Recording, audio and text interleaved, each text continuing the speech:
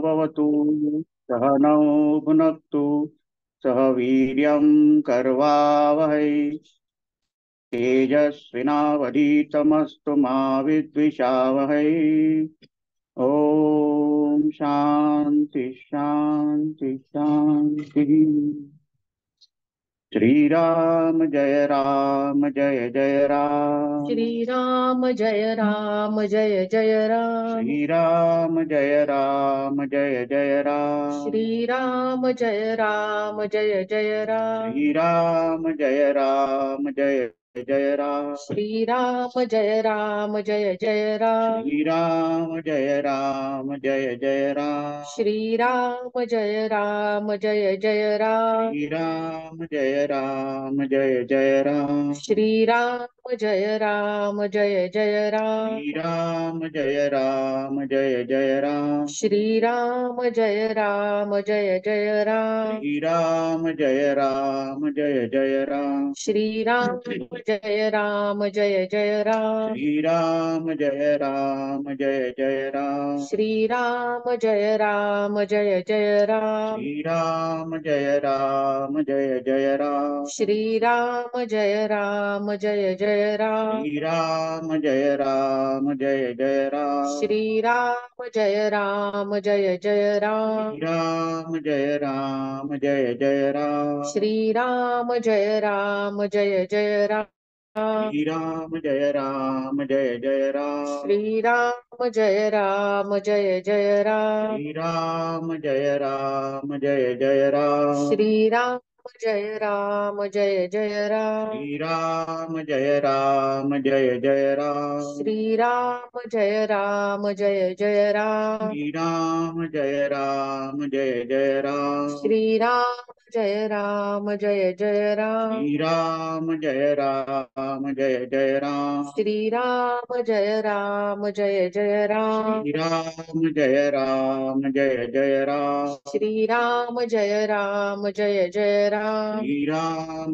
राम जय जय राम। श्री राम जय राम। श्री राम जय राम जय जय राम। श्री राम जय राम। श्री राम जय राम जय जय राम। श्री राम जय राम। श्री राम जय राम जय जय राम। श्री राम जय राम। श्री राम जय राम जय जय राम। श्री राम जय राम। श्री राम जय राम जय जय राम। श्री राम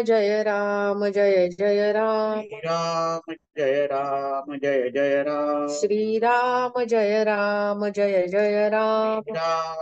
राम जय जय राम। श्री राम जय राम। श्री राम जय राम जय जय राम। श्री राम जय राम। श्री राम जय राम जय जय राम। श्री राम जय राम। श्री राम जय राम जय जय राम। श्री राम जय राम। श्री राम जय राम जय जय राम। श्री राम जय राम। श्री राम जय राम जय जय राम। श्री राम जय राम। श्री राम जय राम जय जय राम। श्री राम जय राम। श्री राम जय राम जय जय राम। श्री राम जय राम। श्री राम जय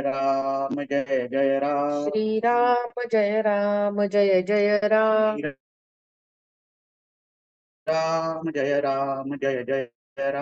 श्री राम जय राम। श्री राम जय राम जय जय राम। श्री राम जय राम। श्री राम जय राम जय जय राम। श्री राम जय राम। श्री राम जय राम जय जय राम। श्री राम जय राम। श्री राम जय राम जय जय राम। श्री राम जय राम। श्री राम जय राम जय जय राम। श्री राम जय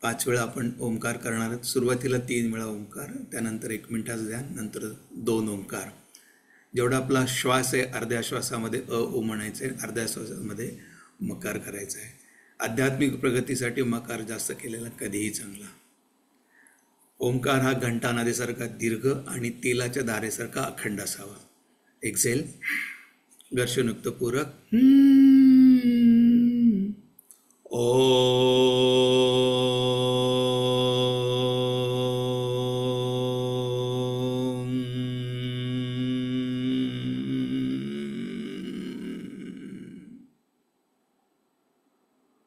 पूरक.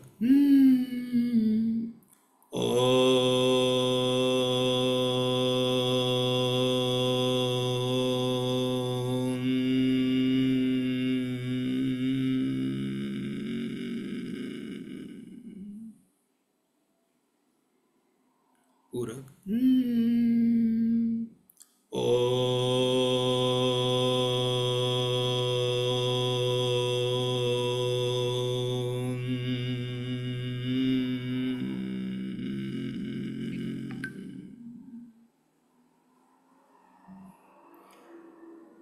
शांत शांत शांत. आपण आता ओंकारचा जो ध्वनी केलेला आहे, ओंकारचा जो नाद केलेला आहे, तो मनातल्या मनात आठवून साठवण्याचा प्रयत्न करा. छातीच्या मध्यामध्ये अनाहत चक्र आहे, तिथं अंगुष्ठ मात्र ज्योती बघण्याचा प्रयत्न करा. तिथं जर दिसत नसेल तर भ्रूमध्यमध्ये अंगुष्ठ मात्र ज्योती बघण्याचा प्रयत्न करा.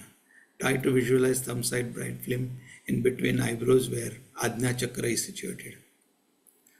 बाहेरच्या वातावरणाला पूर्णपणे विसरून जा. जी ज्योती आपण बघण्याचा प्रयत्न करत आहोत ती आत्मस्वरूप आहे. आत्मस्वरूपाशी एकरूप होऊयात.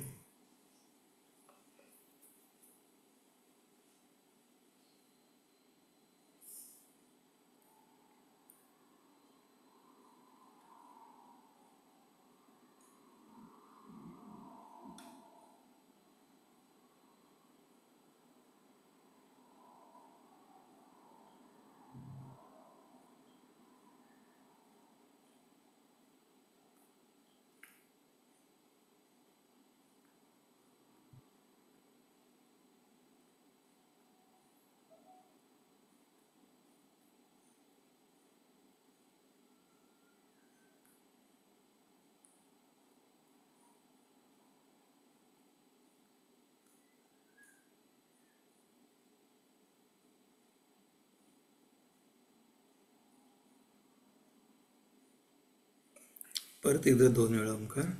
पूरक.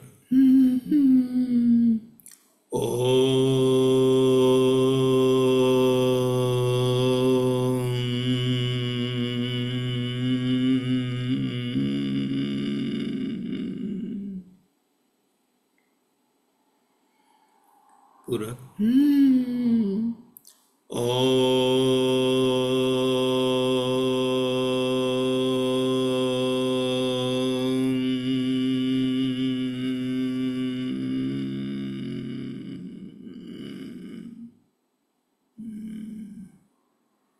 दुनियाचं दर्शन.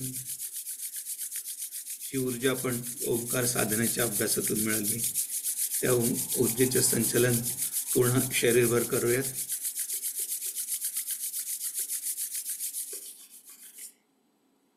दोन्ही हाताने चेहरा कप करा.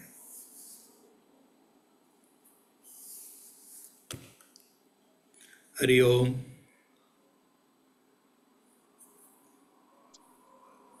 भगवद्गीता अध्याय 7 श्लोक 28 आणि 29 आणि त्याच्या खालच्या ओव्या आपण ओम नमोजी अध्यापासून सुरू करू.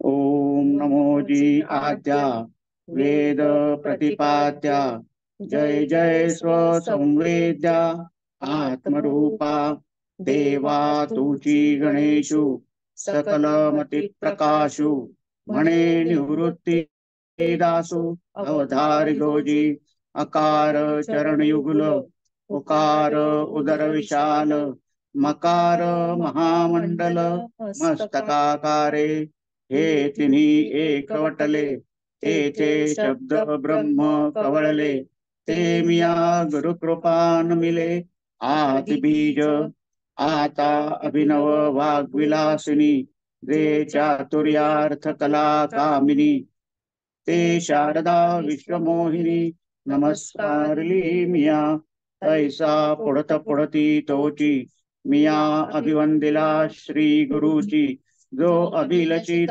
मनोरुची पुरविता तो पुंडलिक वरदा हरी विठ्ठल श्री ज्ञानदेव तुकाराम पंढरीनाथ महाराज की जय. अध्याय 7 श्लोक 28.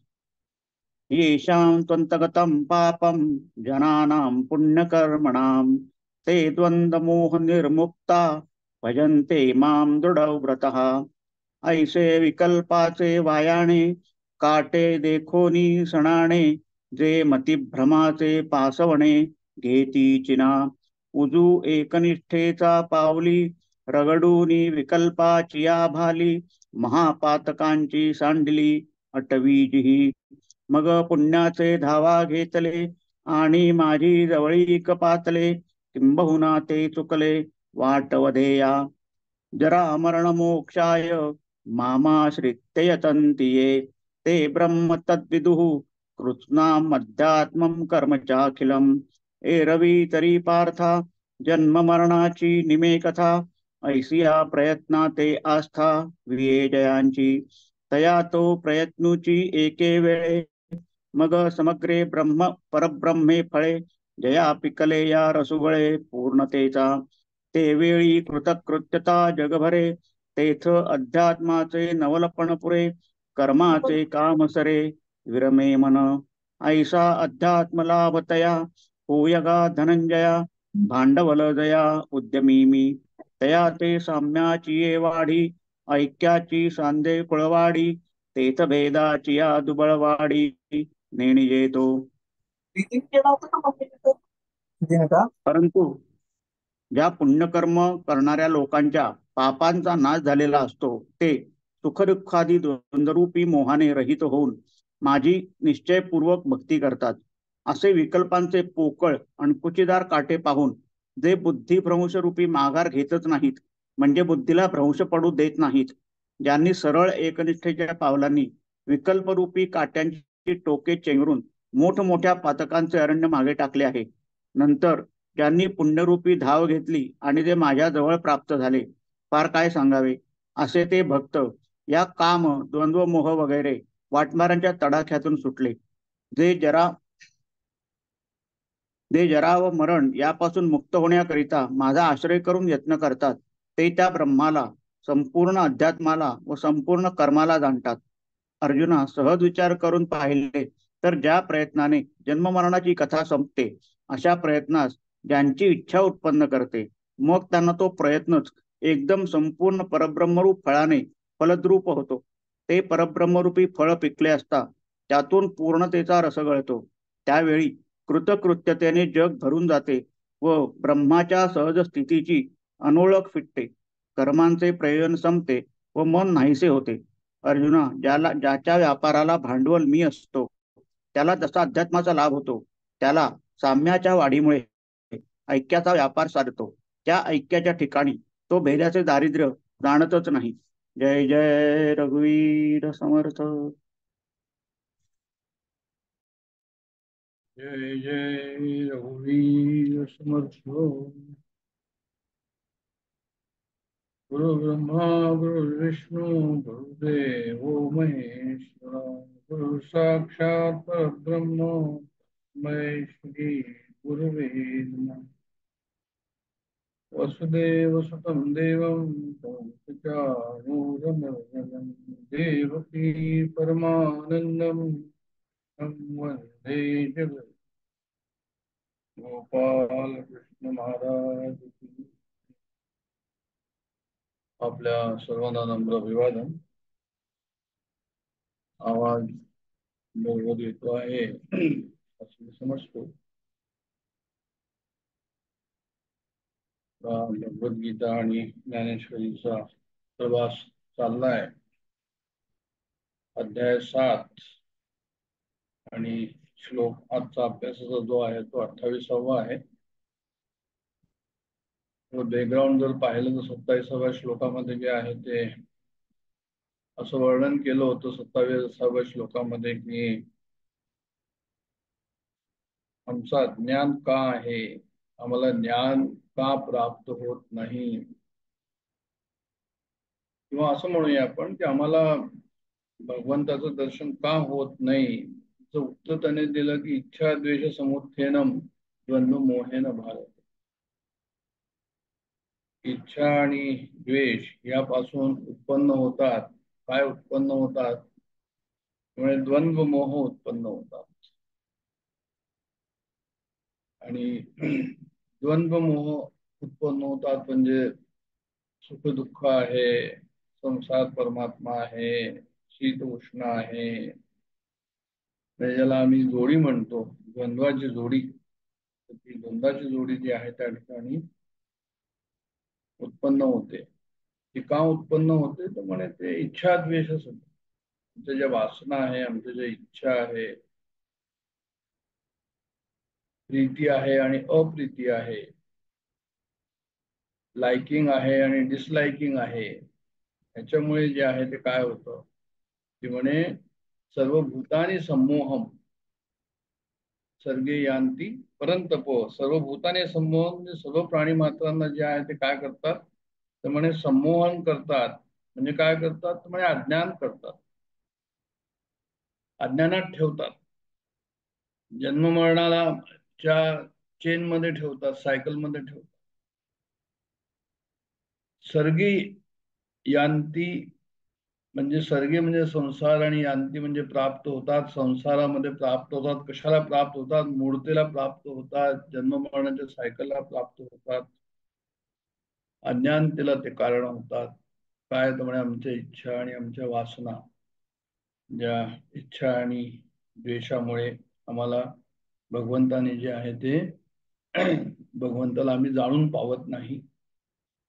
भगवंत म्हणतात पूर्व श्लोकामध्ये की मला कोणी जाणत नाही, असं भगवंताने त्या ठिकाणी 26व्यामध्ये म्हटलंय की मान तू वेदन कश्चनम, की मला माझ्या भक्ताशिवाय आणखी कोणी जाणत नाही, असं जे त्या ठिकाणी म्हटलेलं आहे त्यांनी. त्याचं कारण काय?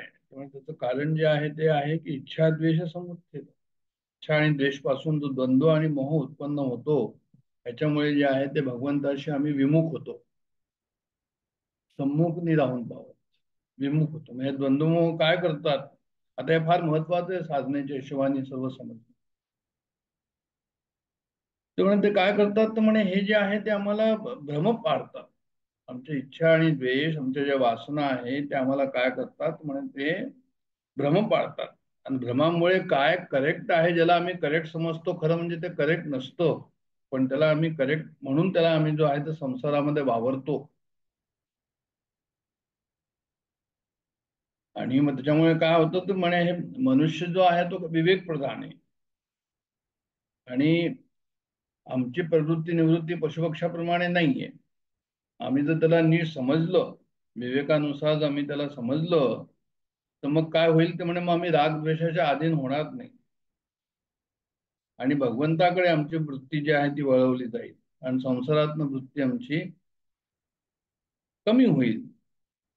पण होतं काय, आम्ही या इच्छा द्वेष समुत्थेनामुळे काय होतं तर म्हणे संसाराकडेच आमच्या वृत्ती ज्या आहेत ते सर्व वळवतो. म्हणजे प्रेम पण तिथेच करतो, राग आणि द्वेष सर्व कशात करतो तर म्हणे संसारामध्येच करतो, भगवंतात नाही करत.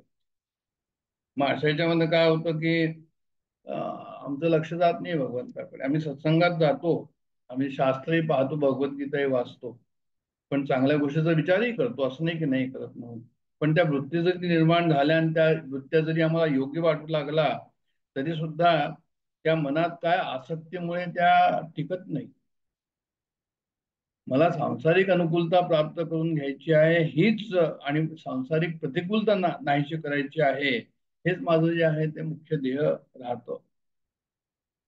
आणि म्हणून काय होतं की म्हणे मग राग द्वेष जे आहे त्या ठिकाणी आम्ही धारण करतो, अंतःकरणामध्ये दृढतेने करतो. म्हणजे असं म्हणून जे आहे ते काय होतं की वर्षानुवर्ष दासवत वाचून सुद्धा, ऐकून सुद्धा आणि विचार करून सुद्धा त्या वृत्त्या ज्या आहेत ते पूर्वसंस्कारामुळे काय होतात, ऐकून वाचून विचार करून त्या वृत्त्या ज्या आहेत त्या जात नाही, त्याचा आम्हाला त्याग होत नाही. पुष्कळ वेळा असंही होतं की आम्हाला त्याग करायची इच्छा पण नसते सिन्सिअरली, आम्ही नुसतं म्हणतो, आणि म्हणून जे आहे ते परमात्म्याकडे त्याची वाटचाल आमची होत नाही. तर सांगा तात्पर्य असं या ठिकाणी की म्हणजे हे आता जर आम्ही असं समजलो की बा आमच्या आड काय आहे, आणि हेही समजलं की आम्हाला जे आहे ते विवेक मनुष्याला मिळालेला आहे, आणि विवेक मनुष्याला जर मिळालेला आहे तर त्याचा त्यांनी उपयोग करावा. आणि विवेकाचा उपयोग करून काय करावं, म्हणून विवेकाचा उपयोग करून जे आहे त्यांनी त्यांनी जे आहे ते आमची जी दृष्टी आहे संसारातली, जी संसारातली दृष्टी जी आहे ती करेक्ट करावी, असं त्याच्यामध्ये लक्ष द्यावं की बा हे हे कसं काय म्हणून. तर असं एका शंकराचार्यांनी ब्रह्मसूत्राच्या अध्यास भाष्यामध्ये असं लिहिलंय, त्याच्यामध्ये की जे आहे ते त्यांनी त्याच्यामध्ये असं लिहिलंय की पशु जे आहे आणि मनुष्य जे आहे त्यांच्यामध्ये काही फरक नाही, केव्हा अविशेषा पशवादी मनुष्य अविशेष, अशा प्रकारचं ते काहीतरी वचन आहे अध्यास भाषामध्ये. त्यांचा सांगत तात्पर्य असं आहे की जो मनुष्य विचार करतो पण कृती करत नाही, तर म्हणजे जो मनुष्य विचार करतो पण कृती करत नाही, आणि जो प्राणी आहे, एनिमल आहे, त्याच्यामध्ये ह्याच्यामध्ये काही फरक नाही, असं त्यांना म्हणतात. हे फार महत्वाचं आहे ते वाक्य जे आहे ते. जर आम्ही जर नुसतंच वाचत राहिलो आणि त्याचं कृती जर केली नाही, तर म्हणजे मग आम्ही जे आहे ते त्यांना असं म्हणायचं शंकराचार्यांना की म्हणजे प्राण्यांपेक्षा मग आमचा जास्त जे आहे ते काही किंमत नाही. तो विवेक जो आमच्याकडे आहे, तो विवेकाचा आम्हाला उपयोग जो आहे तो होत नाही. म्हणजे नुसतंच आहे संपत्ती म्हणून आहे एखादी, आणि त्या संपत्तीचा आम्ही वापर न करावा, तशा प्रकारची स्थिती आहे. आता काय की एक ही स्थिती झाली की जे आहे ते आम्हाला कशामुळे मी अडकलो गेलो. आता आजच्या श्लोकामध्ये म्हणजे 28व्या श्लोकामध्ये त्यांनी असं सांगितलंय की भाई जे द्वंद्वमोहाने मोहित होणाऱ्या विषयी जे आता मागच्या श्लोकात सांगितलं, म्हणजे 27व्या सांगितलं, आता 28व्यामध्ये काय म्हणतात की जे द्वंद्वमोहापासून रहित होण्याविषयी ते सांगत आहे. ते म्हणतात या ठिकाणी की तुम्ही त्याच्यापासून रहित व्हा. म्हणजे पहिले काय होतं, पहिले त्यांनी असं म्हटलं होतं की तुम्ही इंद्रियस्य अर्थे, म्हणजे इंद्रियांचे आणि इंद्रियांचे भोग विषय या दोहोंमध्ये जे आहे ते आम्ही काय, तर म्हणे आम्ही जे आहे ते अटकतो.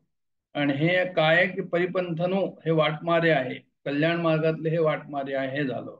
कामेश क्रोधेश रजोगुण समुद्र, म्हणजे काम आणि क्रोध रजोगुणापासून येतात, आणि ते महाशन म्हणजे अग्निप्रमाणे, अग्नी जसं भोगाने तृप्त होत नाही तसंच आमच्या वासना ज्या आहे ते भोग घेतल्यानंतर सुद्धा तृप्त होत नाही.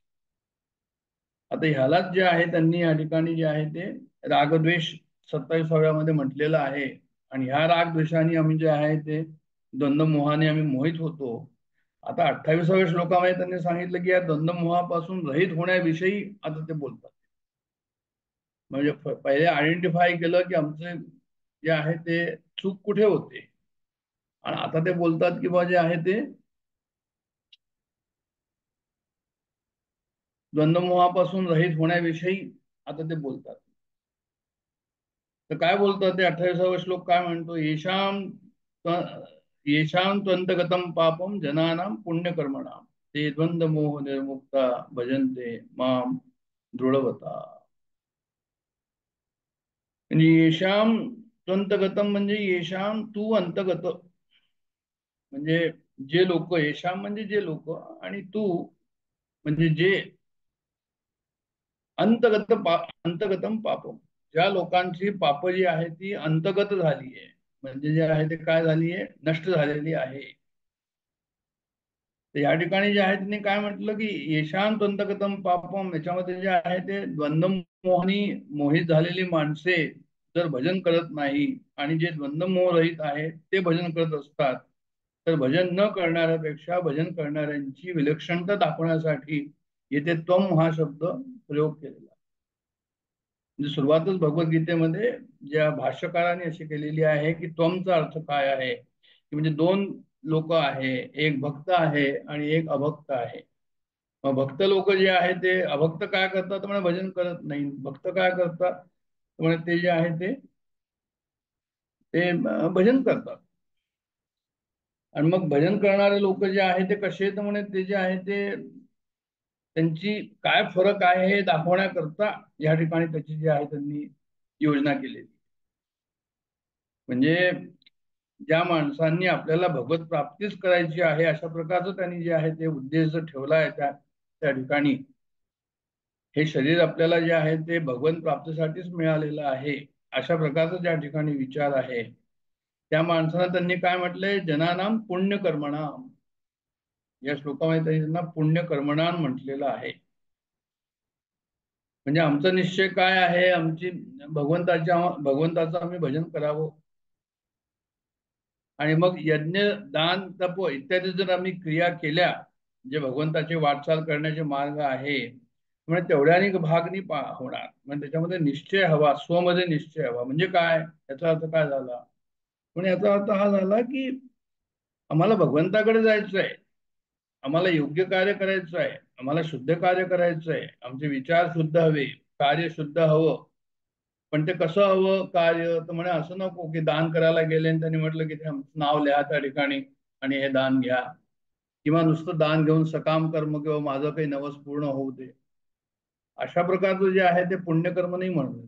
ते म्हणतात की राईट एटिट्यूड तिथे हवा. म्हणजे राईट एटिट्यूडला कशाला म्हणतात, पण जे सेल्फलेस असेल, जिथे इगोलेस असेल, त्या ठिकाणी अहंकार नाही, ज्या ठिकाणी जे आहे ते स्वतःच मला काहीतरी मिळावं असं जर तिथे नाहीये, आणि ते कर्म जे आहे ते कसं आहे तर म्हणजे ते योग्य आहे, अशा प्रकारच्या कर्माला जे आहे ते पुण्यकर्माण म्हणतात. असं त्याला ते सात्विक कर्म म्हणतील. तर सात्विक कर्म जे आहे ते काय तर म्हणते, योग्य दृष्टी त्याच्याबरोबर असायला हवी. जसं जे आहे ते तामसिक कर्म जर आम्ही म्हटलं तर तामसिक कर्म कशाला म्हणतात, आणि तामसिक कर्म म्हणतात की म्हणजे आमचा फायदा हो, दुसऱ्याचं नुकसान हो, त्याला तामसिक कर्म म्हणतो. राजसिक कर्म कशाला म्हणतात, की फक्त माझाच फायदा हवा, दुसऱ्याचं नुकसान न व्हावं पण माझा फायदा हवा. आणि सात्विक कर्म कशाला म्हणतात तर म्हणे नाही, सर्वांचाच फायदा हवा त्याच्यामध्ये, याला सात्विक कर्म. मग असं सात्विक कर्म जे आहे ते नुसतंच कर्मदान तप जे आहे ते असं नसून, नुसतंच कर्मदान आणि तप तुम्ही जर अशा प्रकारचं केलं तर ते सात्विक कर्म झालं ना. दान करता आणि सात्विक सात्विक कर्म आहे, बरोबर आहे. पण त्या मागे तुमचा जो उद्देश आहे, तो उद्देश जो तो कसा आहे तो म्हणजे तो राईट एटिट्यूड त्या ठिकाणी आहे की नाही. म्हणजे मी भगवंताला खुश करण्याकरता कर्म करतो असं त्या ठिकाणी असलं पाहिजे. म्हणजे स्वकर्म कुसुमांची पूजा, ज्ञानेश्वरांनी जसं म्हटलेलं आहे की माझी कर्म जी आहे ते मी करतो, ती कशी करतो तर म्हणजे ते भगवंताचं पूजन आहे. म्हणजे भगवंता करता करतो, भगवंताला खुश करण्याकरता करतो. म्हणजे my body, my talents, my ability, my field of work किंवा माय वर्ल्ड, हे सर्व कोणाचं आहे तर म्हणजे माझं नाही, हे तुझंच आहे.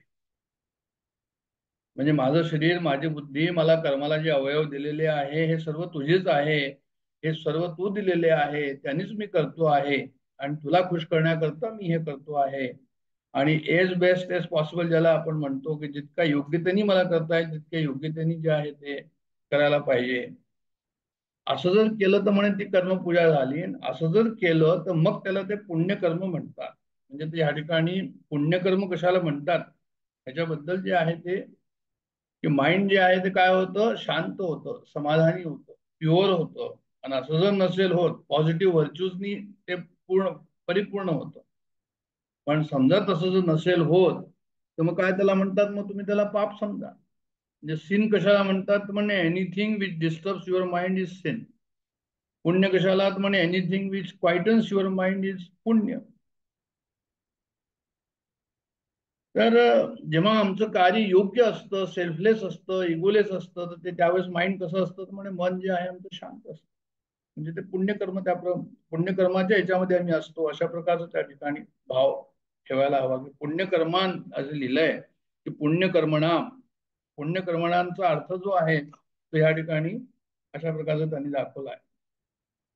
रामसुखदास महाराजांनी याच्याबद्दल लिहिताना येशाम त्वंतगतम पापम जनानाम पुण्यकर्मणा, आणखीन पुढे जाऊन त्यांनी असं म्हटलंय की म्हणजे भाव जो आहे त्या ठिकाणी की मला तर भगवंताकडेच वाटचाल करायची आहे, तर मग भगवंताकडे सन्मुखता असायला हवी आणि भगवंताची विन्मुखता दूर व्हायला हवी. मग भगवंताकडे जर सन्मुखता असेल तर मग काय होईल तर म्हणजे मग पापाचं मूळ नष्ट होईल. संतांनी असं म्हटलंय की म्हणजे दीडच पाप आणि दीडच पुण्य हे काय असतं. आता हा शब्द जो आहे तो आपल्याला थोडासा मला तरी नवीन आहे की दीडच पाप आणि दीड पुण्य काय असतं. त्याच्याबद्दल त्यांनी असं लिहिलंय की भगवंताशी विन्मुख व्हायचं म्हणजे भगवंताकडे पाठ आहे आणि दुर्गुण दुराचारामध्ये प्रवृत्त व्हायचं. तर भगवंताची पाठ करायचा आहे एक झाला आणि दुर्गुण दुराचारामध्ये प्रवृत्त व्हायचं आहे अर्ध पाप. तसंच भगवंताकडे तोंड हवं, भगवंताकडे सन्मुख होणं हे पूर्ण पुण्य आहे आणि सद्गुण सदाचाराने आचरण करणं हे अर्ध पुण्य आहे. तात्पर्य काय की जेव्हा मनुष्य भगवंताला संपूर्णपणे शरण येतो तेव्हा त्याची पापे समाप्त होतात. तर असं दीड पाप आणि दीड पुण्य त्यांनी या ठिकाणी सांगितलंय. याचा अर्थ एवढंच हे करायचा की सन्मुख होणं भगवंताशी हे पूर्ण पूर्ण पुण्य आहे. भगवंताशी सन्मुख होणं अत्यंत आवश्यक आहे आणि मग आचरणाचा जो आहे त्यांना त्यांनी अर्धेच मार्ग दिलेले. म्हणजे दीड पाप आणि दीड पुण्याचा अर्थ त्यांनी अशा प्रकारे केलेला. तर अशा प्रकारचा जर आपला भाव असेल त्या ठिकाणी तर मग काय होईल तर म्हणजे जे आहे ते जरी आम्हाला जुन्या एखाद्या संस्कारामुळे हे सर्व पूर्ण म्हणजे दीड पुण्य ज्याला म्हटलंय भगवंताकडे जर आम्ही सन्मुख असून आणि त्यावेळेस जर समजा एखाद्या जुन्या संस्कारामुळे पाप जर घडत असेल तर काय होईल तर म्हणजे जे आहे त्यावेळेस भगवान जे आहे त्या पापाला नष्ट करून टाकतील. म्हणजे आम्ही काही पाप करतोय पण आम्ही भगवंताकडे सन्मुख आहे, भगवंताच्या स्मरणात आहोत, भगवंताच्या स्मरणामध्ये पूर्वसंस्कारामुळे काही पाप झालेला आहे तर ते म्हणतात की भगवान त्या पापाला नष्ट करून टाकतात असं लिहिलंय. मग तसं त्यांनी रेफरन्स पण दिला आहे. रेफरन्स काय दिलाय विकर्म यच्चोत्पतितम म्हणजे भागवतामध्ये 11व्या स्कंदामध्ये 5वं चॅप्टर आणि 42 ही जी श्लोक आहे त्याच्यामध्ये असं लिहिलंय की भगवान जे आहे ते काय करतात ते पापाला नष्ट करतात. पण त्याच्यामध्ये आणखीनही आहे की मनुष्याने मग असं नाही करायला हवं की परत पाप करायचं म्हणून यापुढे मी कधीही पाप करणार नाही अशा प्रकारचा त्या ठिकाणी संकल्प व्हावा आणि मग जे आहे ते असं समजलं जातं की तो जे आहे ते भगवान काय करतील तर म्हणे ते पाप नष्ट करतील. आणि अशा प्रकारे पुण्यकर्मणाम म्हणून त्या ठिकाणी जेव्हा त्याची पुण्यकर्मणाम म्हणजे काय त्याच्याबद्दलचं जे आहे विवेचन भगवद्गीतेमध्ये अशा प्रकारचं त्यांनी दिलेलं आहे. पुढे ते द्वंद्वमोह निर्मुक्ता भजन्ते माम दृढवता. पुण्यकर्म लोक द्वंद्वरूपी मोहाने रहित होऊन दृढवती होऊन भगवंताचं भजन करतात असं त्याचा अर्थ आहे. म्हणजे जे पुण्य करतात ते द्वंद्वरूपी मोहाने रहित होतात आणि दृढवती म्हणजे फर्म डिसिजन घेऊन ते भगवंताचं भजन करतात. मग आता द्वंद्वरूपी मोहाने रहित होणं म्हणजे काय तर द्वंद्वरूपी मोहाने रहित होणं त्याचाही अर्थ त्यांनी या ठिकाणी दिला आहे की भगवंताला सन्मुख होणं की मी भगवंताला विन्मुख होणं. अशा प्रकारचा जर भाव मनामध्ये काही असेल की म्हणजे जे आहे ते परलोकासाठी भगवंताचं भजन करायचं की यलोकासाठी भगवंताचं भजन करायचं. कारण यलोकासाठी भगवंताचं भजन केलं तर ते भगवंताला विन्मुखच झालं आणि परलोकासाठी जर भगवंताला भजन केलं तर ते जे आहे ते भगवंताला सन्मुख झालं. तर मग मी सन्मुख होऊन भजन करावं की विन्मुख होऊन भजन करावं अशा प्रकारचं जे आहे त्या ठिकाणी त्यांनी हे सांगितलं. याला द्वंद्व म्हणतात असं जर काही असेल मनामध्ये विचार असतील तर. दुसरं हे की आता मी वैष्णव आहे हिंदू धर्मामध्ये आहे की मी शाक्त आहे आता गणपत्य माझं हे आहे की सूर्याची मी उपासना करावी कोणत्या संप्रदायाचा स्वीकार करावा अशा प्रकारचं काही मनामध्ये असेल तर आपल्याला तो नाहीये तशा प्रकारचं काही द्वंद्व ते. पण अशाही प्रकारचा कोणत्या संप्रदायाचा स्वीकार करायचा हा द्वंद्व सुद्धा त्या ठिकाणी मनुष्यामध्ये येऊ शकतो. आणखीन द्वंद्व काय येतात तर म्हणे मी अद्वैती आहे की मी द्वैती आहे की विशिष्टाद्वैती आहे की शुद्धाद्वैती आहे की अचिंत्य भेदाभेदी आहे, असे वेगवेगळे सिद्धांत आहे. मग माझा कोणता सिद्धांत मी स्वीकार करावा असं काही मला द्वंद्व होतोय का? परत आपल्याला या ठिकाणी द्वंद्व नाहीये, कारण की आपला अद्वैत मताचा जो आहे तो डॉक्टर काकांनी सांगितल्याप्रमाणे अद्वैत मताचा पुरस्कार त्यांनी केलेला आहे आणि त्यालाच आपण जो आहे तो फॉलो करतो आहोत. तर हाही द्वंद्व त्या ठिकाणी नाहीये. मग आम्हाला परमात्मा प्राप्ती करता भक्ती योग आहे, ज्ञान योग आहे, कर्मयोग आहे, ध्यान योग आहे, त्याच्यानंतर हठयोग आहे, लयोग आहे, मंत्रयोग आहे. मग आम्ही काय करावं, त्यापैकी कोणत्या मार्गाचा स्वीकार करावा? तर परत तेच आहे की जे गुरुंनी सांगितलं त्याप्रमाणे तुम्ही तो मार्ग जे ठेवावा. सर्वसाधारणतः जे आहे ते उपासना आमची असते, त्याच्यामध्ये जे आहे ते काही नाम असतं, नामस्मरण असतं, काही ध्यान असतं, संसाधना असते, नामस्मरण असतं, आणि हे जे ज्ञानमार्ग जे या ठिकाणी पण भगवद्गीता ज्ञानेश्वरी जे वाचतो आहोत ते ज्ञानमार्ग असतो. सर्वसाधारणपणे अशा प्रकारचं आमची भजन वगैरे असतं, काही उपासना असते, आरती पूजा वगैरे असते. तर त्याच्यामध्ये आम्ही जे आहे ते चालत राहावं. कोणत्या मार्गाचा स्वीकार करावा ह्याबद्दल त्याच्याबद्दलही आपल्याला विशेष मनामध्ये द्वंद्व नाहीये. संसारात येणारे अनुकूल प्रतिकूल परिस्थिती, हर्ष शोकाची परिस्थिती, योग्य अयोग्य परिस्थिती, अशा प्रकारची परिस्थिती त्या ठिकाणी येईल. तर मग काय होईल त्यावेळेस की त्यावेळेस आम्हाला दृढ राहायला पाहिजे असं त्यांना म्हणायचं. म्हणजे आमचा फक्त एकच उद्देश की सांसारिक द्वंद्व नष्ट होऊन पारमार्थिक जे आहे ते पाथवे आम्हाला फक्त हवा. पारमार्थिक उद्देश असणाऱ्या साधकानं जे आहे ते आपली काय रुची आहे, आमची काय योग्यता आहे, आमचं काय श्रद्धा आहे, आमची कुठे श्रद्धा आहे, आमचा कुठे विश्वास आहे, कोणतं इष्ट आम्हाला जे आहे ते योग्य वाटतं किंवा आम्हाला आवडतं, त्याला तुम्ही सगुण माना, तुम्ही त्याला साकार माना, तुम्ही त्याला निर्गुण माना, तुम्ही त्याला निराकार माना, तुम्ही त्याला द्विभुज माना, चतुर्भुज माना अथवा सहस्त्रभुज इत्यादी कसंही माना, पण संसाराच्या विमुक्तेत आणि परमात्माच्या सम्मुक्तेत ते सर्व एक आहे. म्हणजे मला असं म्हणायचं, त्यांनी असं सांगितलं या ठिकाणी, तुमची भक्ती, तुमची उपासना, तुमचा विश्वास कोणत्याही मार्गाचा का नसो, ते सर्व जे आहे ते कसं आहे, जरी त्या भिन्न भिन्न असल्या तरी ते परमात्मा स्वरूपापर्यंत सर्व त्या साधना पोहोचत असल्यामुळे उद्देश काय आहे तर म्हणे एकच उद्देश आहे. पद्धती लहान किंवा मोठी नाहीये. ज्या साधकाचा ज्या पद्धतीवर श्रद्धा विश्वास आहे तीच पद्धती त्याच्याकरता श्रेष्ठ आहे आणि त्याच पद्धतीचं त्यांनी अनुसरण केलं पाहिजे. आणि दुसऱ्याच्या पद्धतीची निंदा अगदी न करता, म्हणजे त्या ठिकाणी सावधानी ठेवली पाहिजे की त्यांची निंदा जी आहे ते आपल्याला करायची नाही. ज्यांची जी काही पद्धती आहे त्याला काही कनिष्ठ समजणं हा एक दोष आहे.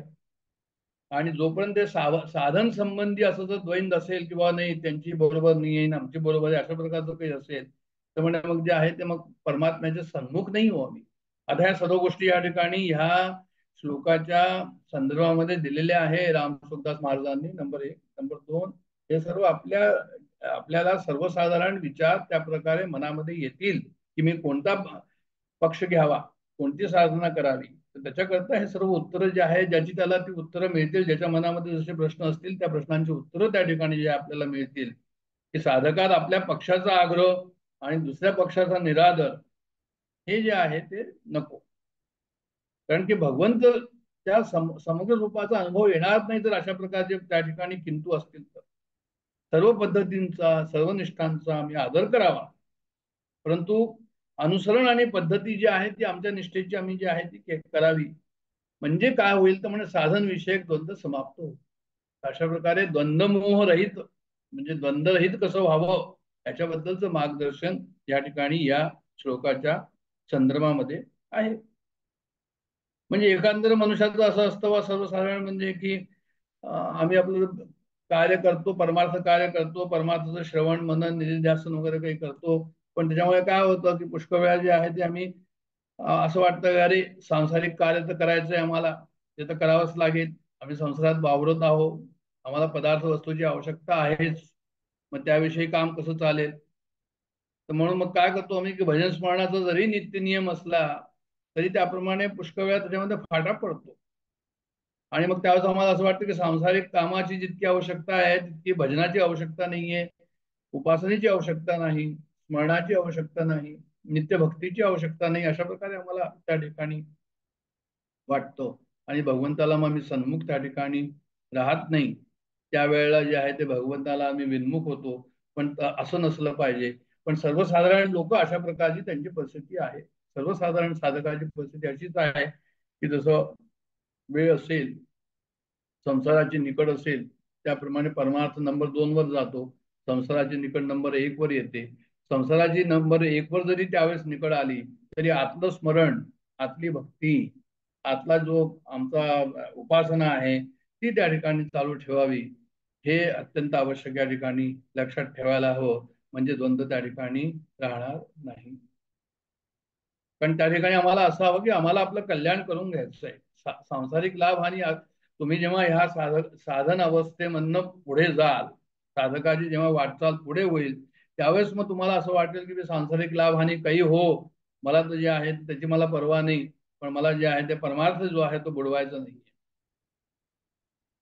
तर त्या ठिकाणी मग असं होईल की सांसारिक जेवढ्या काही आहे नीड, ते जे आहे ते डोळे बंद केल्यावर भगवंताच्या सन्मुख गेल्यानंतर त्याचा तुम्हाला त्रास होणार नाही. आणि मग असं मनामध्ये येईल की सांसारिक वस्तूंना प्राप्त करायचं, आमचं संसाराचं गाडं चालवायचं, तर हा गाडा कुठपर्यंत चालवायचा, अशाही प्रकारचं त्या ठिकाणी मनामध्ये येईल. किती दिवस आपलं काम चालेल असा विचार करून एक भगवंताकडे सन्मुख व्हावं आणि सांसारिक आदर निरादर याकडे लक्ष न द्यावं. आणि मग असं जर असेल तर मग तो द्वंद्व मोहातून तो सुटलेला असतो. तर अशा प्रकारे त्यांनी वर्णन केलंय की द्वंद्व मोह निर्मुक्ता, याचं वर्णन जे आहे या ठिकाणी आहे की द्वंद्व मोहातून आम्ही कसं बाहेर पडावं. आमचे सर्वसाधारण हे जे आता विचार मांडले गेले या ठिकाणी सर्वसाधारण विचार सर्वसाधारण साधकामध्ये असतातच. आणि म्हणून एवढ्या डिटेलमध्ये जे आहे ते जवळजवळ काहीच या ठिकाणी जेव्हा मी पाहत होतो याचं विवरण, तर काय सोडावं काय घ्यावं असा मला प्रश्न पडला. आणि मग शेवटी असाच विचार केला की हे सर्वच महत्वाचं आहे, त्याला आम्ही वंदन करावं आणि हे सर्व या ठिकाणी पाहावं. हे विचार आहे सर्वच महत्वाचे आहे. भजनते माम दृढव्रता, आता दृढव्रता लिहिलेलं आहे. तर दृढव्रता म्हणण्याचं काय, त्यांचं काय म्हणणं आहे की म्हणजे हे म्हणण्याचं तात्पर्य आपल्याला तर केवळ परमात्माकडेच वाटचाल करायची, आपल्याला दुसरा कोणताही उद्देश नाही.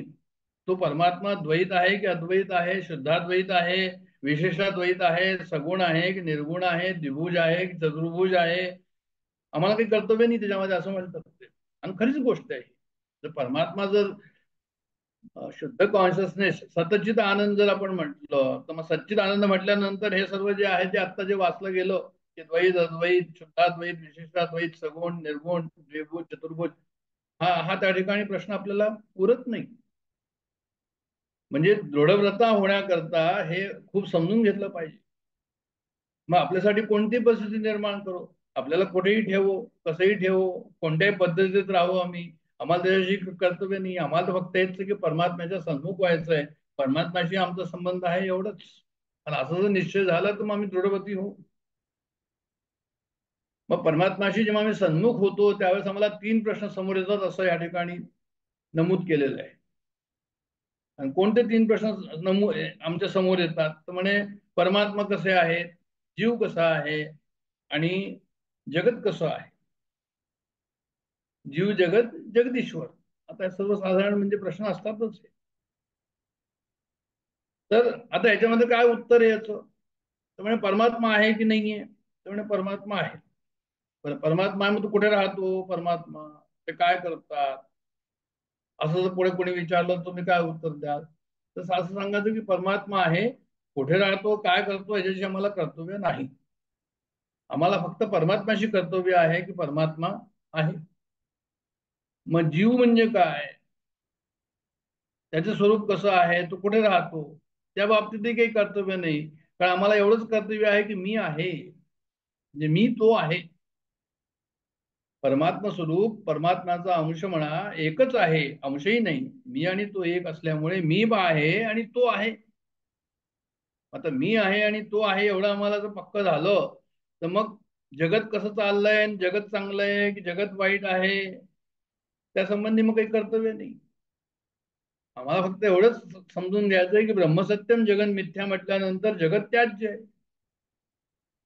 आता परमात्म्याकडे जर सन्मुख व्हायचं आहे, संसाराचा जगताचा जर त्याग करायचा आहे, म्हणजे मिथ्या आहे समजायचं आहे, पुढचा मार्ग आक्रमण करायचा आहे, तर आपल्याला संसारापासून विमुख होण्यात आणि परमात्म्याशी सन्मुख होण्यामध्ये ह्या विचारांनी जे आहे ना ते आपल्याला एक स्पष्टता येईल.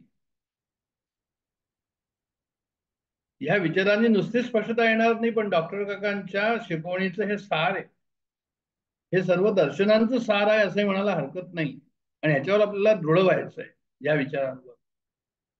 आणि असं जर आम्ही दृढ झालो ह्या विचारांवर, तर आमचे द्वंद्व काय होतील, त्यामुळे जे आहे ते द्वंद्व नष्ट होतील.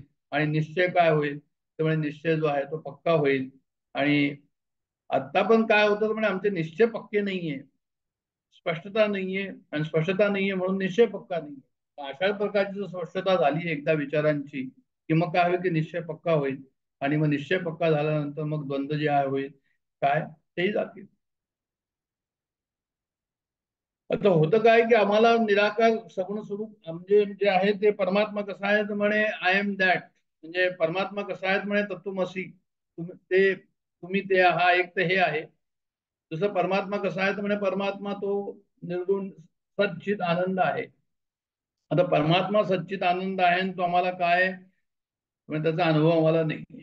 सच्चित आनंद साधकाच्या नात्याने सच्चिदानंदाचा आम्हाला अनुभव नाही.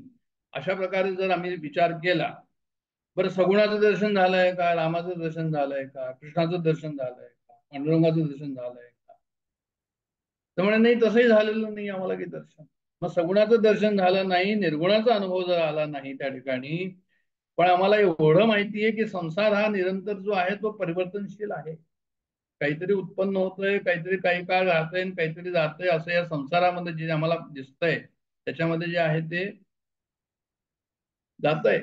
पण ह्या सर्व अभावामध्ये एक भावरूप परमात्मा आहे असं जर आम्ही समजलं आणि त्या ठिकाणी आम्ही दृढ झालो आणि त्याचं जर भजन करत राहिलो, म्हणजे जेव्हा आम्ही संसार मिथ्या म्हटला, असं म्हटलं की बाबा काहीतरी चाललेलं आहे, परिवर्तनशील आहे, आणि त्या परिवर्तनशील मध्ये एक अपरिवर्तनशील आहे, आणि त्या अपरिवर्तनशीलचं जर आम्ही तोच परमात्मा आहे त्याचं जर आम्ही भजन करत राहिलो, तर तसंच होईल की पतिव्रता स्त्री असते ते पतीचं जे आहे ते आपल्या हे करते, नेहमीच परायण असते, पतिपरायण असते. तसंच आम्ही भगवत परायण त्या ठिकाणी राहून काय होईल तर म्हणजे दृढव्रता ज्याला आम्ही म्हणतो, ती दृढव्रता त्या त्या ठिकाणी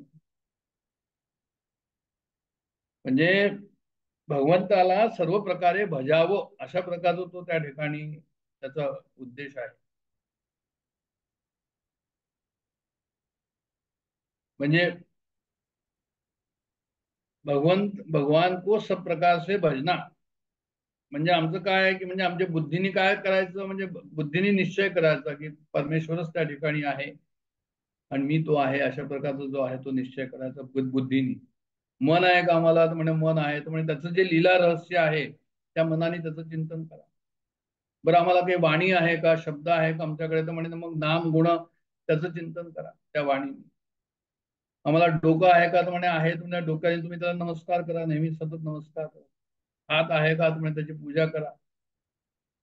दीन दुखींना तुम्ही मदत करा, ते सुद्धा भगवंताचेच स्वरूप आहे, अशा प्रकारे करून त्यांचं हे करा, त्यांना हेल्प करा. आम्हाला डोळे आहे का तर म्हणे डोळ्यांनी भगवंताचं दर्शन घ्या. पाय म्हणे आहेत तर म्हणे पाय जे आहे ते आमचे पाय जे आहेत ते मंदिरामध्ये जावे, भगवंताकडे जावे, त्याचं दर्शन घ्यावं. तर अशा प्रकारचं म्हणजे जेव्हा आम्ही असं म्हणतो दृढव्रता, तर दृढव्रताचा अर्थ अशा प्रकारे त्या ठिकाणी येतो. म्हणजे असं की कर्म हेच जे आहे ते सर्व काही भगवंताला अर्पण केलेलं आहे.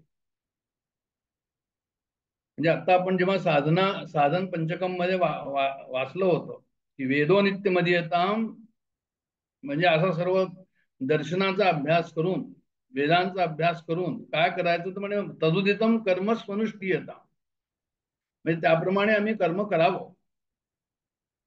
अभ्यास करून भगवद्गीतेचा अभ्यास करून वेदो नित्यमध्ये येताम तदुदितम कर्म सोनुष्टी येताम, त्याप्रमाणे आम्ही कर्म करावं, भगवंताला अर्पण करून ते कर्म करावं. तेने शस्य विधीयताम अपचिती काम्ये मतिस्तज्जता, भगवंताचं चिंतन करायचं, अपचिता पूजा करायची, मग भगवंताचं आठवण ठेवून सर्व कार्य करायची, आणि काम्ये मतिस्तज्जता म्हणजे सकाम कर्मांना जे आहे ते आम्ही त्याज्य करावं, अशाच प्रकारचं कर्म करावं, असं आता मी साधना पंचकम मध्ये वाचलं. तोच आशय या ठिकाणी आहे. आता हे सर्व खूप महत्वाचं आहे, हे सर्व ह्या श्लोकाच्या संदर्भामध्ये, की म्हणजे कर्म हेच अशा प्रकारचं कर्म केलं तर पापाचा क्षय करेल. कर्माच्या पाठीमागचा संकल्प बदलला की जे आहे ते मग तेच पापाचं पुण्य होतं. फक्त संकल्प बदलला पाहिजे. कर्म हेच पापाचा क्षय करते, फक्त त्या मागचा संकल्प जो आहे तो कसा हवा, ईश्वराला पण बुद्धी हवी, सेवा बुद्धी त्या ठिकाणी हवी, निष्काम भाव काया वाचा मनसानी हवा. मग अशा प्रकारचं कर्म केलं तर काय होईल, तर म्हणजे अंतःकरण शुद्ध होईल. अंतःकरण शुद्धर्थ इति करशे, हे कर्माला अशा प्रकारच्या कर्माने होतं. मग अंतःकरण जर शुद्ध झालं तर त्यातून विवेक निर्माण होतो, आणि विवेक जर निर्माण झाला तर त्यातून काय होतं, म्हणजे वैराग्य निर्माण होतं, आणि वैराग्य निर्माण झाल्यानंतर मग हा असा एलिजिबल होतो अभिज्ञानाच्या उपदेशाकरता, अद्वैत तत्वज्ञानाच्या उपदेशाकरता एलिजिबिलिटी आहे. आता आम्ही मेडिकल मध्ये, इंजिनिअरिंग मध्ये झालो, आता ते नीट एक्झाम झालेले आहे, की ते पास झालं की यू आर एलिजिबल. अशा प्रकारचं जे आहे इथे सुद्धा असं आहे की अशा प्रकारचं कर्म करून अंतःकरण शुद्ध इति करशे, अंतःकरण शुद्ध करायचं, त्यातून विवेक निर्माण होतो, त्यातून वैराग्य निर्माण होतं, and then you are eligible for अद्वैत तत्वज्ञान किंवा परमेश्वराचं ज्ञानाकरता. आणि एकदा तुम्ही ते त्या ठिकाणी ज्ञानाकरता जे आहे तुम्ही उद्युक्त झाला, तयार झाला, की मग तुम्हाला त्या ठिकाणी काय होईल, तर त्या ठिकाणी अनुभव येईल. आणि मग अर्जुनाला जसं झालं अनुभव आल्यावर की नष्टो मोहा स्मृतिर्लब्धा तत्प्रसादन, अच्युताला तो म्हणाला तत्प्रसादान मयाच्युता, तुझा प्रसाद मला मिळाला. तर तशाच प्रकारचं जे आहे मग मला भगवंताचा प्रसाद मिळेल, आणि तो प्रसाद मिळाला तर काय होईल, तर म्हणजे मग त्या ठिकाणी अत्यंत दुःख निवृत्ती, परमानंदाची प्राप्ती, सुख दुःख रूपी हा संसार याचा बाद होईल, कर्तृत्व भोक्तृत्व रूपी असं जे आमची पोझिशन आहे त्याचा बाद होईल, जन्ममृत्यूचं जे एक रहगाड आहे त्याचा बाद होईल. तर अशा प्रकारचं जे आहे त्यांनी आम्ही या ठिकाणी समजून घ्यावं की भगवंताला आम्ही कसं दृढव्रता, भजनते माम दृढव्रता, हा जो ह्या ठिकाणी आहे त्याचा अर्थ अशा प्रकारचा आहे की मया सक्त मना पार्थम योगी युंजन मदाश्रय. सुरुवातीलाच या श्लोक याच्यामध्ये अध्यायामध्ये जे लिहिलं आहे की जो तू सर्व काही तू मला दे, असा योगयुक्त तू हो, माझ्याच आश्रयाला फक्त राहा. असं जर झालं तर मग काय होईल, तर म्हणे मग जे आहे ते तुम्हाला त्या ठिकाणी या श्लोकाचा अनुभव जो आहे तो या श्लोकाचा अनुभव त्या ठिकाणी येईल. भजनते माम म्हटल्यानंतर सुद्धा अशा प्रकारचं आहे की आम्ही साधक जे आहे ते कसं हवं, तर म्हणे जे आहे ते त्याला एका डायरेक्शन मध्ये जायला हवं साधकाला. म्हणजे एकदा काही ठरवलं की बा अमकं करायचं तर मग परत बदलायला नको लागली, असं की मध्ये अर्ध्या रस्त्यात गेले आणि परत जे आहे ते वापस आले आणि परत दुसरीकडे गेले. जसं उदाहरण दिलं जातं की खड्डा जर खोदाचा पाण्याकरता थोडा खड्डा खोदला, अरे पाणी नाही येतं, दुसरा खड्डा खोदला, तर तशा प्रकारला दृढवृत्ती नाही म्हणत. जे आहे ते कसं हवं की परत परत परत परत तुम्ही त्याच मार्गामध्ये कार्य करता. हु इज अ बिग शॉट असं जर म्हटलं तर म्हणजे big shot is the one who keeps on giving A small shots. लहान लहान शॉट तो देत राहतो त्याच ठिकाणी, त्यालाच जे आहे थेंबे थेंबे पाणी पडतं, मग पथराला जसा भोग होतो तशा प्रकारचा या ठिकाणी दृढव्रताचा अर्थ जो आहे तो या ठिकाणी सांगितलं. पुढे आणखीन त्यांनी असं सांगितलंय की आता तुम्ही असं म्हटलं बा की भाई पापी मनुष्य जो आहे तो बहुधा भगवंताकडे वळत नाही. आता पापी मनुष्य भगवंताकडे वळत नाही हा दुसरा विचार आहे, की तो एक सामान्य नियम आहे की पापी मनुष्य भगवंताकडे वळत नाही. पण त्याच्या आतमध्ये जे आहे ते कितीही जरी त्यांनी पाप केलं तरी तो आतमध्ये भगवंत आहे की नाहीये. त्यामुळे कितीही पाप झाले तरी भगवंतापासून विमुख होऊ शकत नाही, कारण जीव परमात्माचा साक्षात अंश आहे, म्हणजे जीव परमात्मा एकच आहे. मग त्याची शुद्धी पापामुळे भलेही आच्छादित झाली असली, म्हणजे पापाचा थर त्याचा मोठा असेल, तरी ती शुद्धी जी आतमध्ये आहे भगवंताची, भगवंताचा जो अंश त्या ठिकाणी आहे, भगवंत जो आहे तो कसा नाहीसा होईल? तोही नाहीसा होणार. म्हणून आम्ही कितीही आम्ही पाप केले असतील पूर्वजन्मामध्ये, तर आम्हाला असा विचार करायची जरूरत नाही. आम्हाला फक्त दुराचाराचा त्याग करून भगवंताकडे वळायचं, एवढंच जे आहे त्या ठिकाणी करायला हवं. म्हणून मनुष्याने असं कधी मानू नये की मागील पापामुळे माझं भजन होत नाही, मागील पापामुळे मला जाता येत नाही, मागील पाप मध्ये आले म्हणून आजचं प्रवचन बुडलं. अशा प्रकारचं जे आहे मागील पापे केवळ प्रतिकूल परिस्थिती निर्माण करतील. मागील पापे काय करतील की तुम्हाला प्रतिकूल परिस्थिती निर्माण करतील, पण भजनात बाधा नाही देणार. भजन करणं न करणं हे तुमच्या हातात आहे. प्रतिकूल परिस्थिती येणं हे पूर्वजन्माच्या संस्कारामुळे. तर हे खूप लक्षात ठेवायला हवं. कारण आम्हाला अगदी चटकन असं वाटतं की आमचं एखादं जर आहे ते चांगलं कार्य झालं नाही, म्हणजे काहीतरी योग्य कार्य म्हणा किंवा काही देवकार्य जर झालं नाही, तर आम्हाला वाटतं अरे पूर्वीच आमचं काहीतरी पाप होतं म्हणून आम्ही हे देवकार्य करू शकलो नाही. तर असं नाहीये. ते म्हणतात की म्हणे मागील पापामुळे माझे भजन होत नाही, असं नाहीये. मनुष्याने असे मानू नये की मागील पापामुळे माझे भजन होत नाही. मागील पापे केवळ प्रतिकूल परिस्थिती रूप फळ देण्यासाठी समोर येतात, भजनात बाधा देण्यासाठी नव्हे. प्रतिकूल परिस्थिती देऊन काय होतं म्हणजे ते पूर्वीचं पाप नष्ट होतं. तर असं जर मानलं, असं जर नीट क्लॅरिटी केली, तर त्या पापामुळे भजन होत नाही. अपिचेत सद्दुराचारू भजते मामन्यक भाव, असं मग भगवंतानी नसतं म्हटलं की दुराचारी पुरुष जो आहे तो अनन्य भावाने मला जर भजन केलं तर तो माझ्यापर्यंत पोहोचेल, असं भगवंतानी म्हटलं. भगवंताचा जो शुद्ध अंश जो आहे तो सर्वदूर आहे. पापामुळे भजन ध्यानात बाधा लागू लागली तर फार अवघड होईल, कारण पापाशिवाय प्राणी नसतोच. खरं म्हणजे काय आहे की आम्हाला या ठिकाणी जे शरीर मिळालं आहे ते पाप पुण्याच्या काहीतरी त्या ठिकाणी जे आहे ते समता झाली म्हणून आम्हाला हे शरीर मिळालं. आता असं जर आम्ही जर म्हटलं की बाबा जी आम्हाला जे शरीर मनुष्य शरीर या ठिकाणी मिळालेलं आहे, तर हे मनुष्याचं शरीर का मिळालंय, तर म्हणजे जे आहे ते आम्ही काहीतरी चांगलं कार्य केलं किंवा समकार्य आमचं झालं, पाप पुण्य म्हणून आम्हाला मिळालं. तर मग मनुष्य शरीर प्राप्त झाल्यानंतर असा विचार करायची जरूरत नाही की भगवत प्राप्ती मला होईल की नाही होईल. त्यामुळे प्रश्नच नाही उठत भगवत प्राप्ती न होण्याचा. You are eligible, that's why you got human body. Human body जर तुम्हाला मिळालेली आहे तर you are eligible to reach to Bhagwant. भगवत प्राप्तीसाठीच मनुष्य शरीर मिळालेलं आहे. मग एखादा म्हणेल की बुवा नाही, निराश झाला की मला तर काही जमतच नाही, मला तर नाही ते भाग्यामध्ये, त्यांनाच फक्त आहे, आमच्या गुरुलाच फक्त भाग्य त्यांचं चांगलं आहे, मला तर नाही, असं काही नाही त्यामध्ये. तेवढं मनुष्य शरीर मिळालंय ना, you have a right to reach to Bhagwant असं. तर मनुष्य शरीर काय आहे तर म्हणे भोग योनी आहे, त्याला ते कर्मयोनी पण म्हणतात. परंतु संतांच्या सिद्धांतानुसार मनुष्य शरीर केवळ भगवत प्राप्तीसाठीच आहे, हे त्यांनी स्पष्ट या ठिकाणी लिहिलेलं आहे. जरी पापातून अनुकूल परिस्थिती आणि प्रतिकूल परिस्थिती पापातून आली आणि पुण्यातून अनुकूल परिस्थिती आली, ही दोन्ही साधन सामुग्री असते.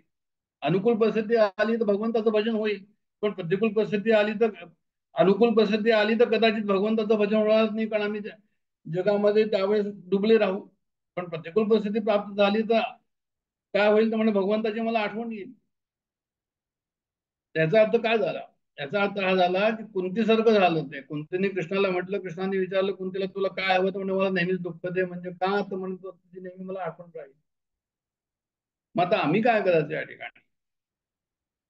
म्हणजे प्रतिकूल परिस्थिती प्राप्त झाली असता, आता आमच्याकडे प्रतिकूल परिस्थिती प्राप्त झाली, तर आम्ही असं म्हणावं का की आम्हाला अनुकूल परिस्थिती द्या? तर ते म्हणतात की नाही, प्रतिकूल परिस्थिती प्राप्त झाली आहे, तुम्ही भगवंताचं आठवण करता, आता तुम्ही असं नका म्हणू की अनुकूल परिस्थिती द्या. अनुकूलतेच्या इच्छेचा त्याग करणे हे साधकाचे काम आहे, असं लिहिलं या ठिकाणी. याचा अर्थ काय झाला की त्यांना असं म्हणायचं की तुम्ही भगवंताची आठवण विसरू नका, हे जास्त महत्वाचं आहे.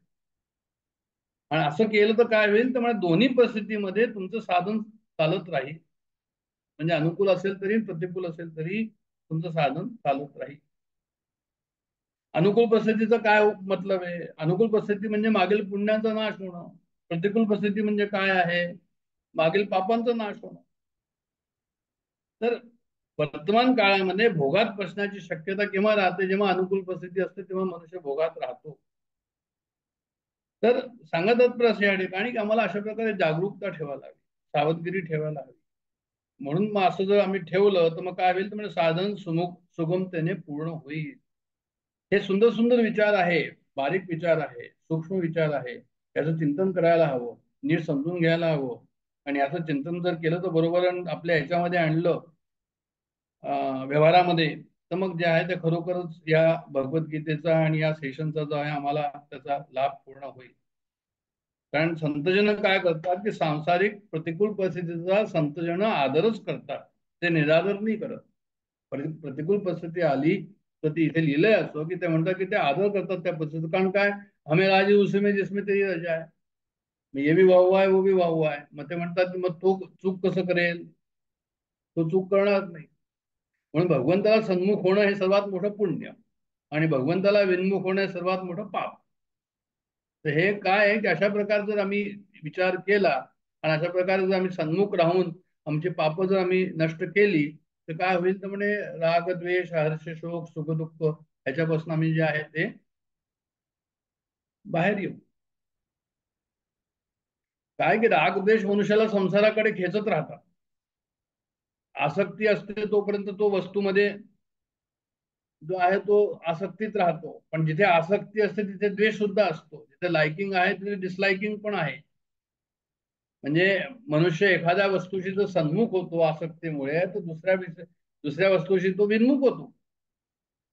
तर हे जर आम्ही लक्षात ठेवलं की मनुष्याच्या अंतःकरणात याचा अर्थ आहे की राग द्वेष आहे, की एकाला तो प्लस करतो, एकाला तो मायनस करतो, एकाला फेवरेबल करतो, एकाला अनफेवरेबल होतो.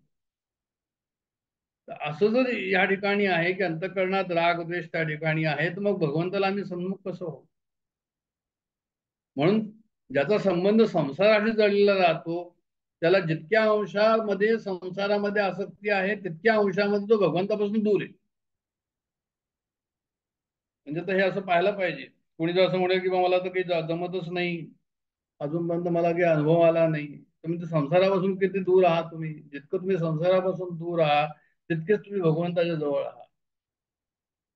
मग त्याच्याकरता आपण स्वतः त्याचं जिम्मेदार आहोत. म्हणून जे आहे ते काय त्यांचं असं म्हणणं आहे की तुम्ही स्ट्रिक्ट व्हा स्वतःशी. शिथिल प्रकृती त्या ठिकाणी ठेवू नका.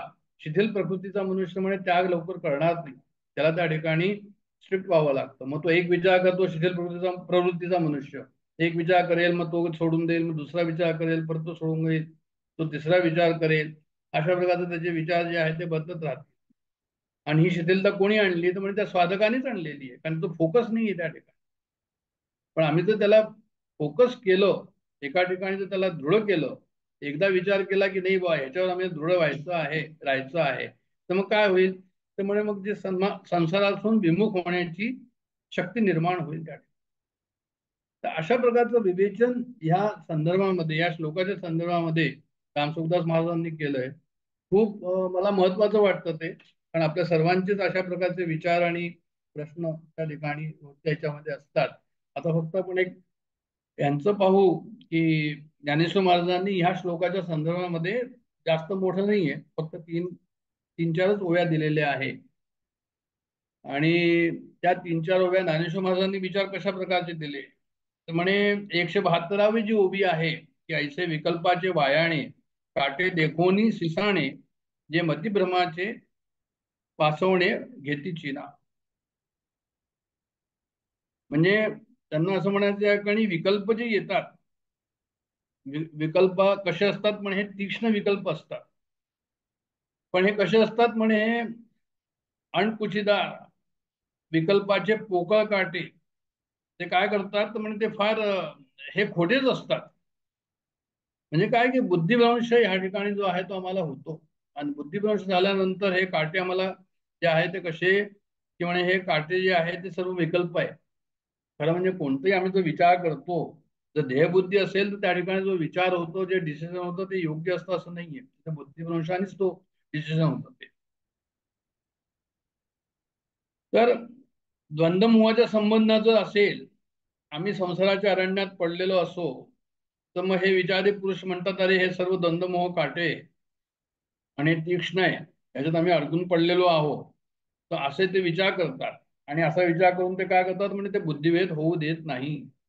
मग अंतःकरणामध्ये जर विकल्प असतील, संशय असेल, विपर्यय असेल, तर म्हणजे त्याला ते निर्माण होऊ देत नाही. उजू एकनिष्ठतेच्या पावली, रगडूनी विकल्पाची भाली, महापातकांची सांडली अटवीची.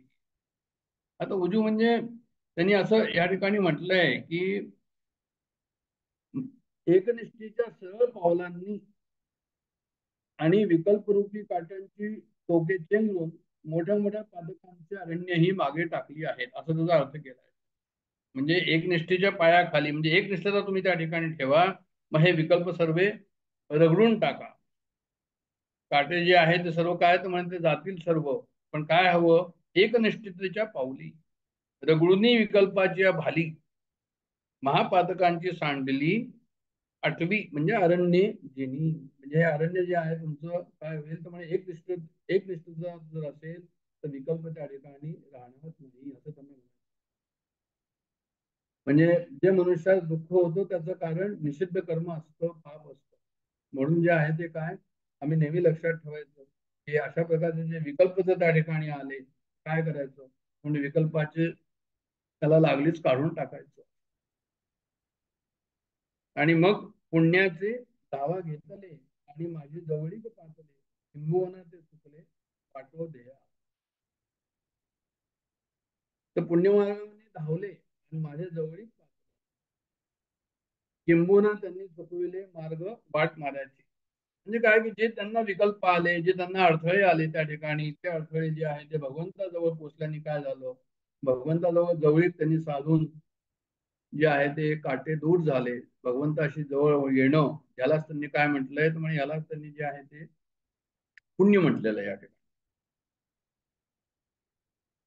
तर विकल्प नष्ट होऊन पाप धुवून गेल्याशिवाय पुण्यकर्माकडे सहसा प्रवृत्ती होत नाही. म्हणून काय करायचं, जर आम्हाला पुण्य, जर आमचं विकल्प जर येत असतील तर मी काय करायचं, तर म्हणजे विकल्प होत असतील तर मग आम्ही जे आहे ते भगवंताकडे जास्तीत जास्त भगवंताच्या भजनात राहायचं, भगवंताच्या चिंतनात राहायचं. म्हणजे मग काय होईल, तर म्हणजे आमच्या याच्यामध्ये विकल्प त्यावेळेस येणार नाही, असं त्यांनी म्हटलंय. म्हणजे स्वर्गा पुण्यात्मके पापे येई जे, पापात्मके पापे नरका जाई जे, असं एक म्हटलं या ठिकाणी ज्ञानेश्वर महाराजांनी. मग माते जणे पावे जे ते शुद्ध पुण्य. काय की पुण्य त्यांनी कशाला म्हटलंय, पुण्य फक्त भगवंताच्या स्मरणालाच त्यांनी फक्त पुण्य म्हटलेलं आहे, आणि कशाला पुण्य म्हटलेलं नाही. संसारामध्ये जर तुम्ही एखादा दान धर्म केला तर स्वर्गामध्ये जाल, तर ते पुण्य झालं. पण त्याला त्यांनी नाव दिलंय की पुण्यात्मके पापे, असं दिलंय त्याला. ते पुण्यात्मक पाप आहे, म्हणजे तुम्ही स्वर्गाला जाल.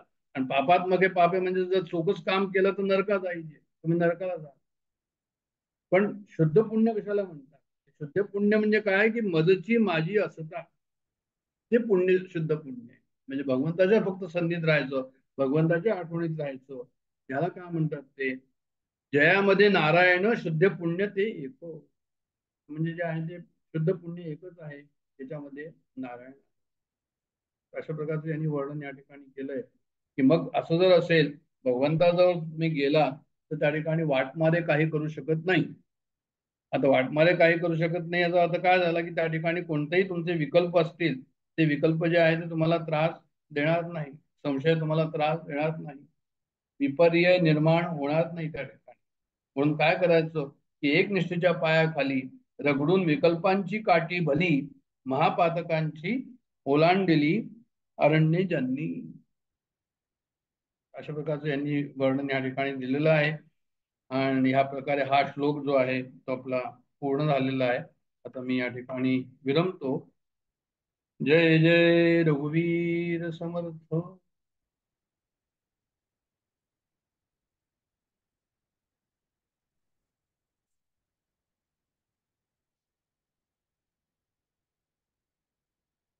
रामाय रामभद्राय रामचंद्राय वेदसे रघुनाथाय नाथाय सीताय पते नमः. परम पूज्य डॉक्टर काकांना स्मरणपूर्वक वंदन करतो. डॉक्टर साहेबांना वंदन करतो. आपल्या सर्वांना विनम्र अभिवादन करतो. सगळेजण एकत्र श्लोक म्हणूया. मना श्रेष्ठ धारिष्ट जीवी धरावे, मना बोलणे नीच शोषित जावे, स्वये सर्वदा नम्र वाचे वदावे, मना सर्व लोकांशिरे निववावे.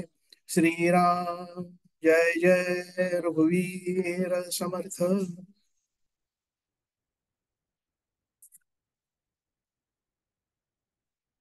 मागच्या सत्रामध्ये आपण जो पाहिलं होतं त्या विचाराचं मी पुन्हा एकदा त्याचं उदाहरण करतो की पूर्वीच्या ज्या कर्माने फळ द्यायला आरंभ केला त्या कर्माला प्रारब्ध कर्म म्हणतात. आणि आपण जे मान सन्मान अपमान सुख दुःख भोगतो किंवा अनुभवतो आणि त्याने आपण रिॲक्ट होतो, त्यावर आपलं पुढचं प्रारब्ध ठरत असतं. असं एकूण आपलं जीवन आहे. आणि समर्थ किंवा भारतीय संस्कृती आपल्याला आग्रहानं सांगते की पूर्वीच्या केलेल्या कर्माचं फळ आज भोगताना पुढच्या कर्माचा कंट्रोल, पुढच्या कर्माचा ताबा तू तुझ्या ताब्यात ठेव. आणि या चांगल्या वागणाऱ्या समतोलाला नीती असं म्हणतात. तर हे नीतीने जे वागणं आहे की मगाशी डॉक्टर साहेबांनी विवेचनात सांगितलं की आपल्या श्रद्धेच्या बाबतीत आपला हा पूर्ण निश्चय असला पाहिजे. आणि तो जर का निश्चय असेल तर आपल्याला नीतीने वागण्याचं धारिष्ट्य आपल्याकडे राहतं आणि त्याप्रमाणे आपली प्रगती होऊ शकते.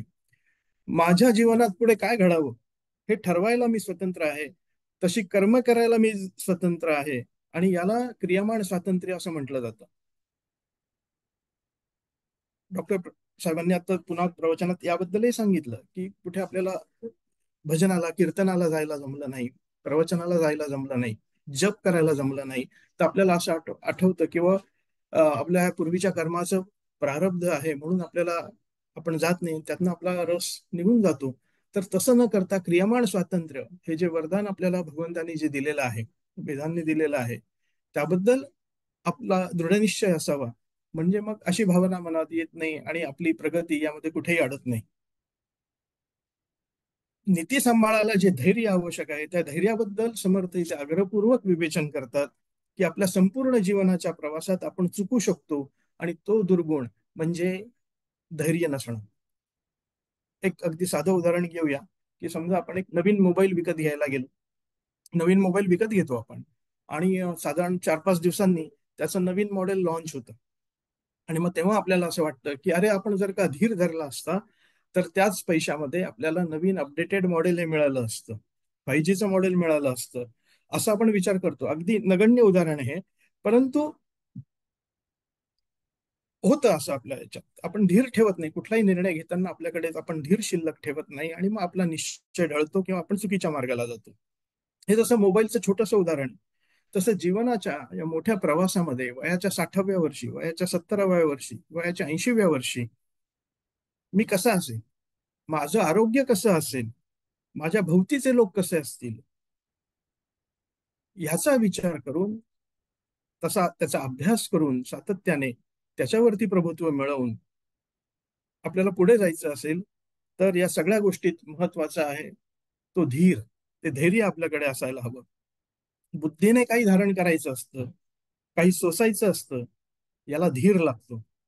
समर्थांचं सांगणं असं आहे की छोटं धैर्य अनेकांकडे असतं, पण मना श्रेष्ठ धारिष्ट्य जीवी धरावे. श्रेष्ठ म्हणतात ते उच्चतम प्रतीचं धारिष्ट्य आपल्यामध्ये असलं पाहिजे. म्हणजे अचल असा पर्वत असतो, मेरू पर्वताचं उदाहरण घेऊ. त्याला मोठी वादळं ढग येऊनही आदळतात, पण तो अविचल असतो, तो जागचा हलत नाही. तसं माझ्या जीवनाचं मी जे ध्येय ठरवलं आहे त्या ध्येयाकरता प्रयत्न करत असताना मोहाचे क्षण येतील, काही संकट येतात आणि काही कोसळण्याचे क्षण येतात. तिथे धैर्याची ही अत्यंत आवश्यकता असते. विलक्षण धैर्य लागतं.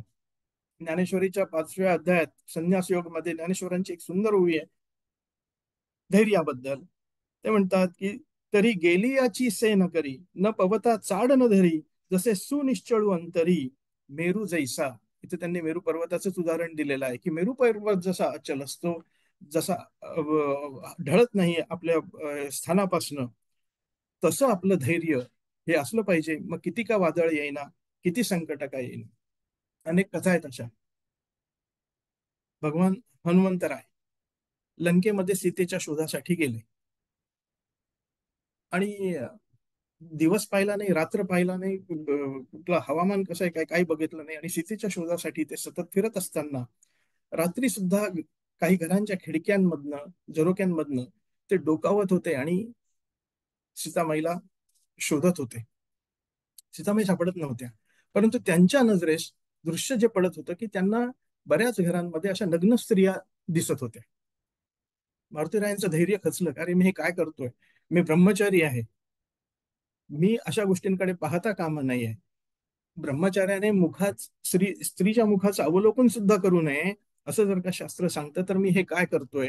पण त्यांनी मनाशी खुणगाट बांधली की मग मला जानकी देवी कुठे सापडतील, हरणांच्या कळपात सापडतील का, नाही, मला ते असंच अशा ठिकाणी शोधलं पाहिजे, सगळीकडे शोधलं पाहिजे. म्हणून त्यांनी आपलं धैर्य खचू दिलं नाही त्या ठिकाणी आणि तो शोध चालू ठेवला. शोध घेता घेता ते रावणाच्या महालात गेले. रावणाच्या महालामध्ये मंचकावरती एक सुंदर स्त्री होती. हनुमंतरायांनी तिकडे बघितलं आणि त्यांना वाटलं, अरे इथे तर नाही ना जानकी देवी. पण त्यांच्या मनात विचार, नाही नाही, जानकी देवी असं करणार नाही. सुंदर स्त्री म्हणजे मंदोदरी होती, रावणाची पत्नी होती, पण हनुमंताला हे कुठे माहिती होतं. ते शोध घेत होते, सापडली नाही. रावणाच्या मंचकावरची ती स्त्री नव्हती, जानकी देवी असं करणारच नाही याबद्दल त्यांचा दृढ निश्चय होता. तिथून ते माघारी फिरले आणि त्यांना असं वाटलं की काय करावं आता. जानकी देवीने काही जीवाचं बरं वाईट तर करून घेतलं नसेल, आत्महत्या तर केली नसेल, तिला कोणी खाल्लं तर नसेल, काय करावं. रिकाम्या हाताने आता परत जाणं आणि प्रभू रामचंद्रांना हे सांगणं म्हणजे किती कठीण प्रसंग आहे. कदाचित हे ऐकून श्रीराम देहत्याग सुद्धा करतील. मग लक्ष्मणाचं काय होईल, त्यानंतर भरताचं काय होईल, शत्रुघ्नाचं काय होईल, आणि मग संपूर्ण अयोध्येचं काय होईल, हा विचार त्यांच्या मनात आला. आणि हे धैर्य कायम ठेवून त्यांनी सतत त्याचा शोध घेतला. दासबोधामध्ये पण अशी ओवी आहे की मध्येच तकवा सोडिला, मध्येच दिवसा सांडिला, तरी संसार हा शेवटला कैसे पावे. म्हणजे मध्येच जर का आपण ते आपलं धैर्य जर का खचू दिलं, तर या संसारात आपण कसे पार होऊ याबद्दल समर्थ या ओवीच्या मार्फत सांगतात. दुसरं उदाहरण घेऊ छत्रपती शिवाजी महाराजांचं. पुरंदरच्या तहामध्ये जवळजवळ 60 किल्ले त्यांना मोगलांना परत करावे लागले. तहाच्या नियमाप्रमाणे त्यांना ते 60 किल्ले परत करावे लागले. आणि पुढच्या खचले का ते 60 फ्लॅट नाही, 60 खोल्या नाही, 60 किल्ले परत करावे लागले. छत्रपती शिवाजी महाराज खचले नाही आणि पुढच्या 4-5 वर्षात ते 60ही किल्ले त्यांनी परत मिळवले. केवढं मोठं धैर्य लागतं, प्रचंड मोठं धैर्य लागतं त्यासाठी. आणि पुढे त्यांचा गौरव करताना सुद्धा, छत्रपती शिवाजी महाराजांचा गौरव करताना समर्थ सांगतात, पहिल्या ओळीतलं पहिलंच चरण, निश्चयाचा महामेरू, बहुत जनांसी आधारू, अखंड स्थितीचा निर्धारू, श्रीमंत योगी. निश्चयाचा महामेरू, मेरू पर्वताची उपमा त्यांनी दिलेली. निश्चय मनामध्ये असला पाहिजे की माझ्या कर्तव्यापासून मी च्युत होणार नाही. बहुत जनांशी आधारू, अखंड स्थितीचा निर्धारू. अखंड स्थितीमध्ये त्यांचा निर्धार पक्का आहे. किती संकट येऊ दे, कसंही संकट येऊ दे. आग्र्याला कैदेत ठेवलं औरंगजेबाने छत्रपती शिवाजी महाराजांना. तिथून ते निसटले. जवळपास 7-8 महिने त्यांचं तिथं वास्तव्य त्यांना करावं लागलं. त्यानंतर ते तिथे निसटले. बरोबर संभाजीराजे होते. संभाजीराजांचं वय तेव्हा 13 वर्षाचं असेल. 1658चा जन्म, 1671ला आग्र्याच्या कैदेतनं ते निसटले. पण संभाजीराजांना त्यांना तिथे मागे ठेवावं लागलं. शिवाजी महाराज काही 18-20 दिवसांनी राजगडावरती परतले आणि त्यानंतर 1-1.5 महिन्यांनी संभाजीराजे राजगडावरती सुखरूप परत आले. मध्ये समर्थांनी सोयी केलेल्या होत्या, ज्या मठांच्या वगैरे होत्या, त्या मठांची मदत झाली. वाराणसी असेल, मथुरा असेल, वाटेमध्ये जिथे जिथे थांबावं लागलं तिथे तिथे सोय झाली. आणि 13 वर्षाच्या पोटच्या मुलाला मृत्यूच्या जबड्यामध्ये सोडून परत येणं, हे छत्रपती शिवाजी महाराजांनी दाखवलेलं धैर्य होतं. ही कॅल्क्युलेटेड रिस्क होती, अर्थात उगाच घेतलेली नव्हती. पण त्यांना सुखरूप सुद्धा तिथून परत आणलं. संभाजी महाराजांची आई ही त्यांच्या लहानपणीच गेली होती. जिजाऊ साहेबांनी त्यांना वाढवलेलं होतं. आईला काय सांगावं की हे तू सांभाळलेलं पोर तिच्या आईच्या गैरहजेरीत, की त्याला तिथे ठेवावं लागलं. केवढं धैर्य लागत असेल साध्या साध्या गोष्टी याच्यातल्या, पण त्या फार मोठ्या आहेत आणि महत्वाच्या आहेत. ह्याच संभाजी महाराजांना पुढे महाराज 1680 साली गेले. समर्थांनी 1682 देह ठेवला. महाराज 1680 गेल्यानंतर संभाजी महाराज हे बेबंदशाहीमुळे मोगलांना जाऊन मिळाले. कारण राज्याचे खरे अधिकारी ज्येष्ठ युवराज या नात्याने ते होते. एक मिनिट जरा क्षमस्व.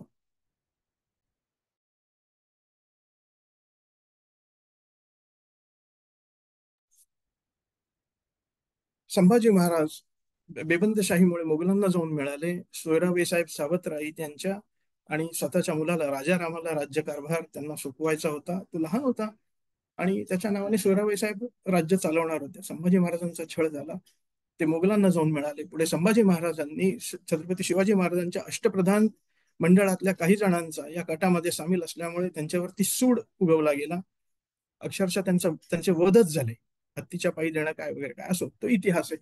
पण संभाजी महाराज आणि हे सगळं बघून ही 1681च्या आसपासची घटना आहे. 1682 साली समर्थ गेले. समर्थांनी हे सगळं बघितलं आणि त्यांना अतिशय वाईट वाटलं की अत्यंत हिमतीने हे स्वराज्य छत्रपती शिवाजी महाराजांनी इतक्या प्रतिकूल परिस्थितीमध्ये जे उभं केलं आणि पुढे त्याची अशी जर का दशा झाली असेल तर साहजिकच समर्थांना वाईट वाटणार होतं. समर्थांनी संभाजी महाराजांना त्याच्यावरती पत्र लिहिलं आणि त्या पत्रामध्ये ते छत्रपती शिवाजी महाराजांचं धैर्याचं वर्णन करून पुढे ते सांगतात की शिवरायाचे 8वे रूप, शिवरायाचा 8वा प्रताप, शिवरायाचा 8वा साक्षेप भूमंडळी, शिवरायाचे कैसे बोलणे, शिवरायाचे कैसे चालणे, शिवरायाची सलगी देणे कैसी असे, सकळ सुखांचा त्याग करुनी साधी जो योग, राज्य साधनेची लगबग कैसी असे, त्याहुनी करावे विशेष तरीच म्हणावे पुरुष.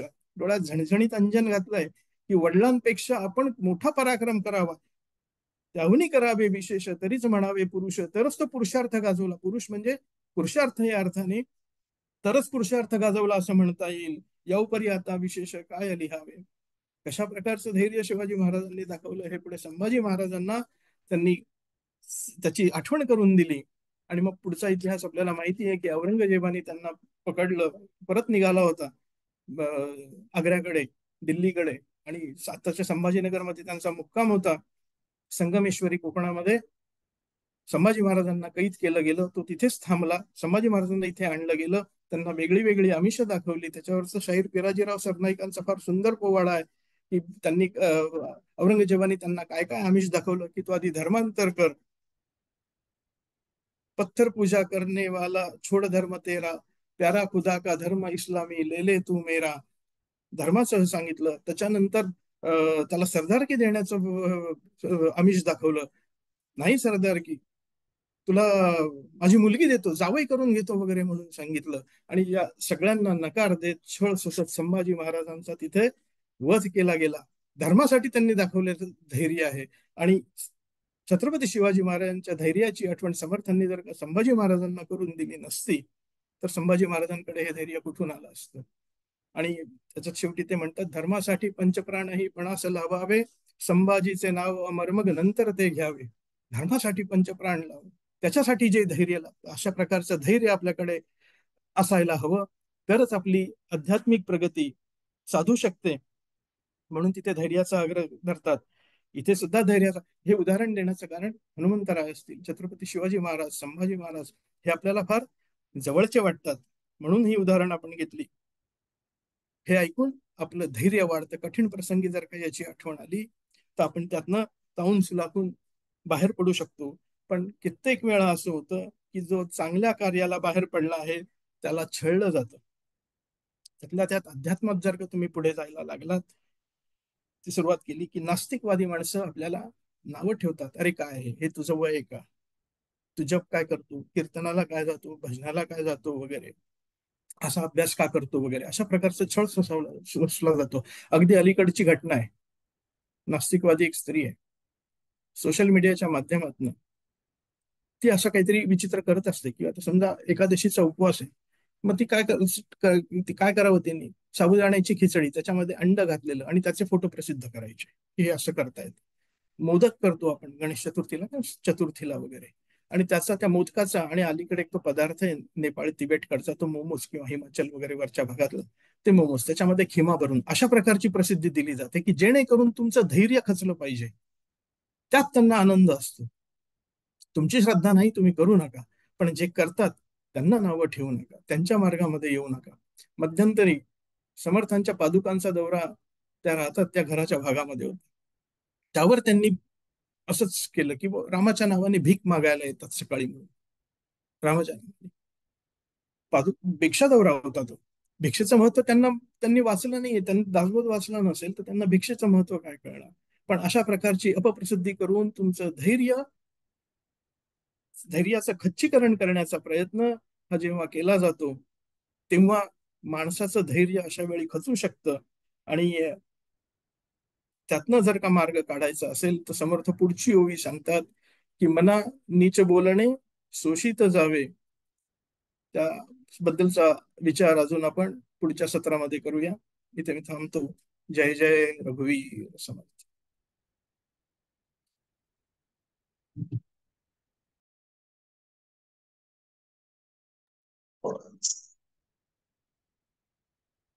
मनोबुद्धिहंकार चित्तानि नाहं न च श्रोत्रजिह्वे न च घ्राणनेत्रे न च व्योम भूमिर्न तेजो न वायु चिदानन्दरूप शिवोऽहं शिवोऽहम् न च प्राणसंज्ञो न वै पञ्चवायुर्न वा सप्तधातुर्न वा पञ्चकोशः न वाक्पाणिपादौ न चोपस्थपायु चिदानन्दरूपः शिवोऽहं शिवोऽहम् न मे द्वेषरागौ न मे लोभमोहौ मदो नैव मे नैव मात्सर्यभावः न धर्मो न चार्थो न कामो न मोक्षः चिदानन्दरूपः शिवोऽहं शिवोऽहम् न पुण्यं न पापं न सौख्यं न दुःखं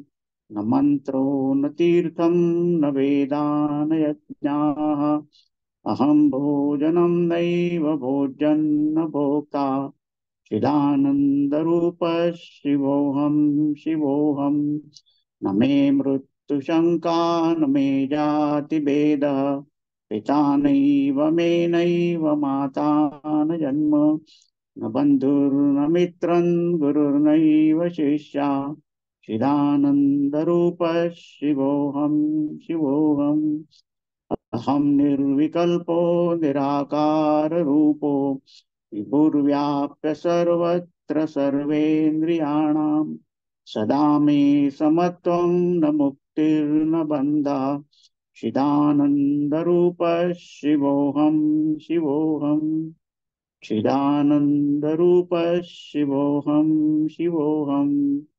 चिदानन्दरूपः शिवोऽहं शिवोऽहम्.